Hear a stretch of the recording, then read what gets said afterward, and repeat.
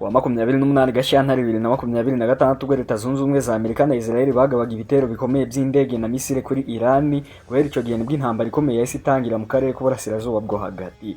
Impamvu yabiteye nuko Amerika yavuze ko yananiwe kumvikana na Iran ku masezerano yerekeye ibikorwa by'intwaro kirimbuzi nuclear, maze rero ihitamo gukoresha ingufu za gisirikare kugira ngo isenye ubushobozi bwose bwa Iran.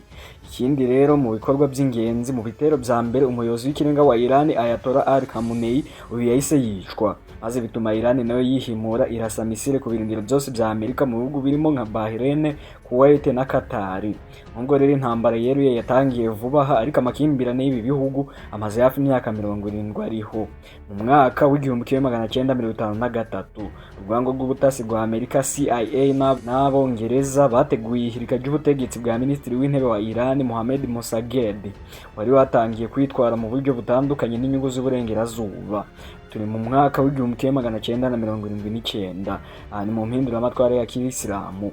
Iran nayo nkingi ikomeye y'urwango.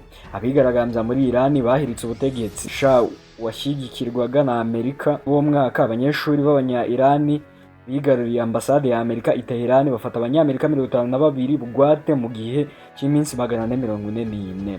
Ibindi rero byaranze irihangana nuko mbere y'uko intambara ya 2026 itangira habaye ibindi bihe bikomeye byongereye uburakari. Mu 1988 Amerika yarashe indege y'abaturage ya Iran Air Flight 355 yibeshye ko ari intambara, ihitana rero abantu bagera kuri 290 bose. Mu mwaka w'2020 nabwo Amerika yishe General Qasim Soleimani, umwe mu bayobozi bakuru b'ingabo za Iran mu gitero cy'indege i Baghdad. Mwaka wa 2025 noneho intambara y'iminsi 12 nayo yabayeho, maze habaho imirwano ikaze hagati ya Israel na Iran muri Kamena 2025, ikaba yaranatumye Amerika nayo yinjiramo mu buryo buziguye. Kugeza mu Werurwe 2026 intambara iracyakomeje, aho impande zombi zikomeje kurasana no kwangiza ibikorwa remezo mu karere k'iburasirazuba bwo hagati.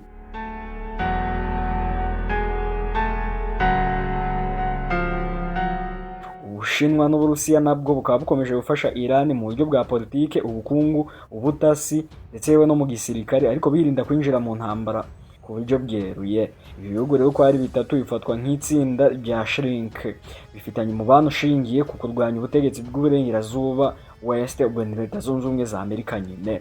Uko rero Ubushinwa n'Uburusiya bari gufasha Iran, bari kuyifasha mu buryo bw'ubukungu. Ubushinwa nyine bugura igice kinini cya peteroli ya Iran ku giciro giciriritse, bikaba byararushijeho gufasha Iran rero guhangana n'ibihano. Igisirikare n'ubutasi nabyo ni izindi raporo zerekana ko Uburusiya nabwo bari gufasha Iran mu ubwo buryo, ndetse yewe n'Ubushinwa bashobora kuba bari guha Iran amakuru y'ubutasi n'ibindi bikoresho by'intwaro dual use components. Mu bindi rero bari gufashamo ni mu buryo bwa politike, bafatanya na Iran muri politike mpuzamahanga no mu nzego z'umutekano.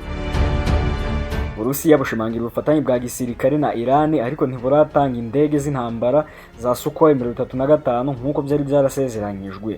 Ubushinwa bwo buha agaciro ubukungu n'ubucuruzi kurusha kwinjira mu ntambara zikomeye bukoresha intwaro z'ubutunzi economic leverage.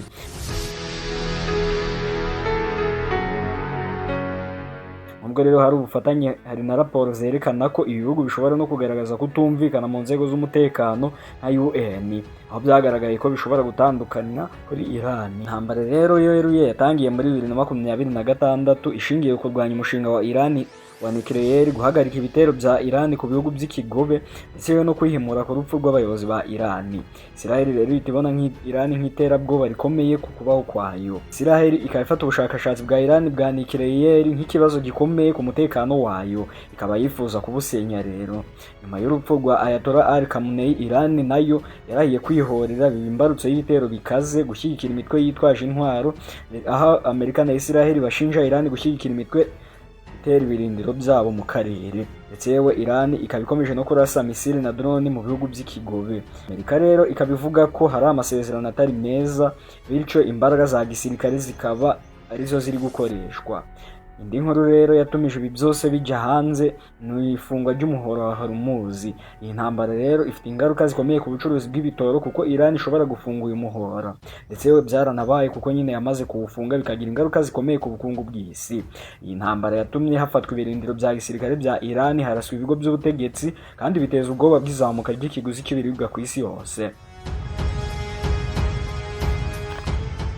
Nibyo nyine abantu benshi bifuza kwirangira, ariko se ryari kandi mu bundi buryo? Leta Zunze Ubumwe za Amerika na Israel bajya gutera Iran, ubundi bashakaga iki? Reka ibi byose tubirebereho mu kiganiro cya none. Wageze kuri Kigali Post.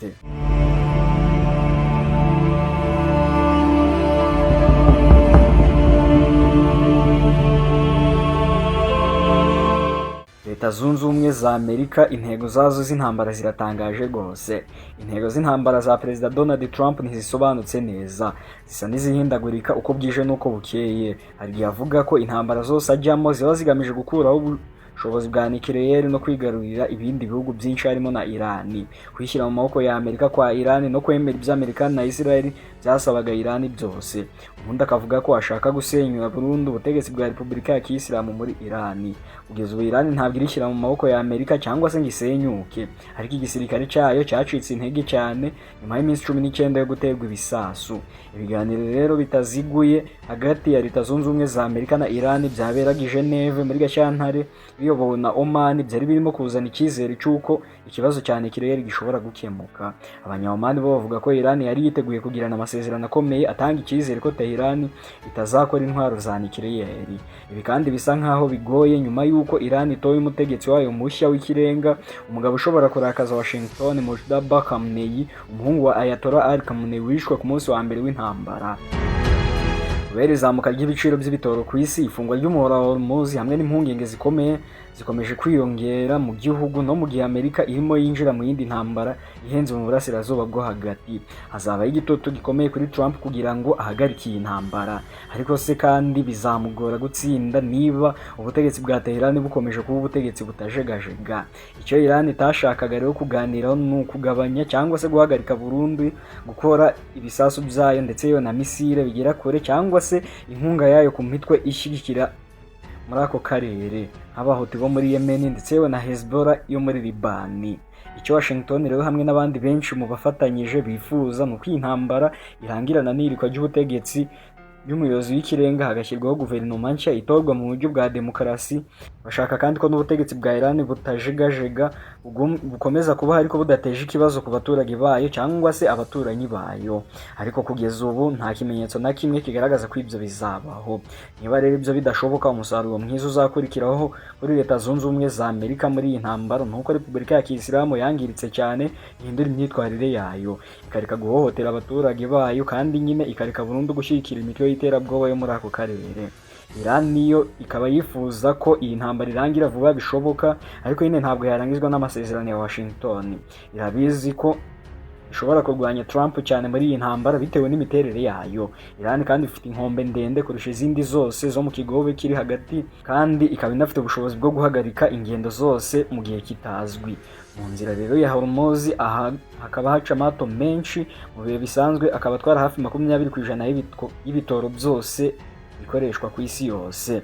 Ubusabe rero bwa Perezida wa Amerika ko yafashwa gufungura uwo muhora ntabwo ari ibindi bihugu byabwemeye. Ubwongereza, Uburayi n'ibindi bihugu bihangayikishijwe no gushyira amato yabyo y'intambara muri ako kaga, binyuze mu guherekeza amato y'ubucuruzi agaca muri iriya nzira mu gihe bitashyigikiye iyi ntambara yo no mu bihe byashize. By'ukuri Iran ivuga ko intambara igomba kurangira yizejwe kandi ko itazongera guterwa ukundi, kandi ikaba inasaba indishyi y'izi ntambara mu byangijwe n'indege za Amerika na Israel. Iran rero izi neza ko ishobora kudahabwa na kimwe muri ibyo byose, ariko kandi ubutegetsi bwa Repubulika ya Kiyisilamu ya Iran n'umutwe wayo w'ingabo zirinda impinduramatwara yazo ni RGC bashaka gusaba kurokoka iyi ntambara kugira ngo bashobore gutangaza intsinzi ku baturage bayo n'isi yose, ikintu Amerika idashaka kumva na gato. Israel yo ikaba iri mu bihugu bitatu biri muri iyi ntambara nayo, Amerika, Iran na Israel nyine. leta ya Netanyahu nayo ni nk'aho idashaka kurangiza iyi ntambara, barashaka kubona ububiko bwinshi bwa misile za Iran busenywa, kandi bakabona n'ububiko bwinshi bw'intwaro, ibigo by'ubutegetsi, ahantu hagenewe radari n'ibirindiro bya RRGC nabyo bisenyuka. Birumvikana ko ibi byose bishobora kongera kubakwa intambara irangiye, bityo Israel yifuza ko Iran yumva ko hari ikiguzi kinini mu kubikora, kandi nyine bivuze ko indege z'intambara Israel zishobora kugaruka kurasa muri Iran. Na nyuma y'iyi ntambara Israel rero ibona ibisasu bya Iran nk'umushinga wayo wa nucleaire nk'ikibazo gikomeye ku kubaho kwayo. Muri rusange rero guverinoma ya Benjamin Netanyahu ibona ibi bibazo nk'inkutu Israel idashobora kwihanganira. Nubwo ibi rero atari ko bimeze no ku baturage bose ba Israel, bo babona ko bamwe banengiye leta kuko bagashoza ntambara. Ibihugu byinshi rero by'Abarabu nka Arabia Saudite, Emirati Zunze Ubumwe z'Abarabu ndetse na Qatar, Bahrain, Kuwait na Oman byo byatekerezaga ko bishobora gukomeza kubaho bikanabana mu mahoro na Repubulika ya Kisilamu ya Iran nubwo byahoranaga urwikekwe.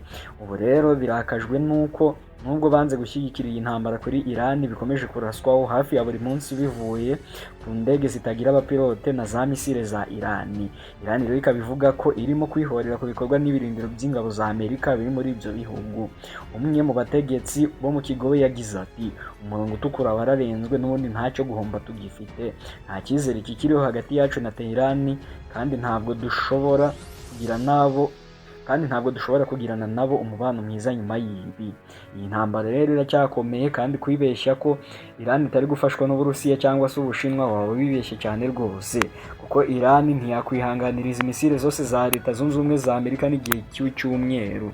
Twakabaye twarumvise Leta Zunze Ubumwe za Amerika zaratangaje ko zatsinze intambara, ariko siko biri kuko Iran nyine Putin na Xi Jinping baracyamuri inyuma cyane.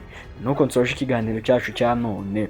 Mu buryo mukomeza kudushyigikira mu biganiro byacu, abakora subscribe ufungura inzogera, ubundi tujye dukomeza kwibanira kenshi mu biganiro byacu bicukumbuye binyura kuri Kigali Post. Yumva nk'ibisanzwe nitwa The Green, reka duhure mu biganiro byacu biri imbere.